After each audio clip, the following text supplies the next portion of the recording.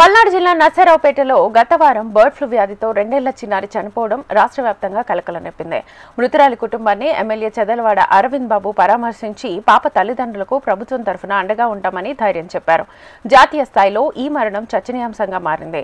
ఈ ఘటనతో వైద్య అధికారులు పట్టణంలో పర్యటించి వ్యాధి రావడానికి కారణాలు, పాప మృతికి గల కారణాలపై ఆరా తీశారు.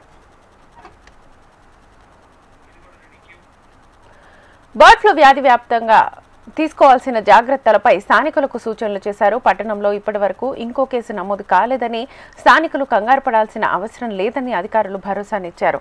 జిల్లాలో బర్డ్ ఫ్లూ వ్యాధితో మరణం సంభవించినప్పటికీ సంబంధిత శాఖ మంత్రి స్పందించకపోవడంపై తీవ్ర విమర్శలు వ్యక్తమవుతున్నాయి. దేశవ్యాప్తంగా బర్డ్ ఫ్లూ వ్యాధి వల్ల అనేక మంది చనిపోతుంటే వైద్యారోగ్య శాఖ మంత్రి, పల్నాడు జిల్లా ఇన్ఛార్జ్ మంత్రులు ఇప్పటివరకు నర్సరావుపేటలో అడుగు పెట్టలేదని స్థానికులు అంటున్నారు. దీనిపైన ప్రతిపక్షాలు విమర్శలు చేస్తున్నాయి.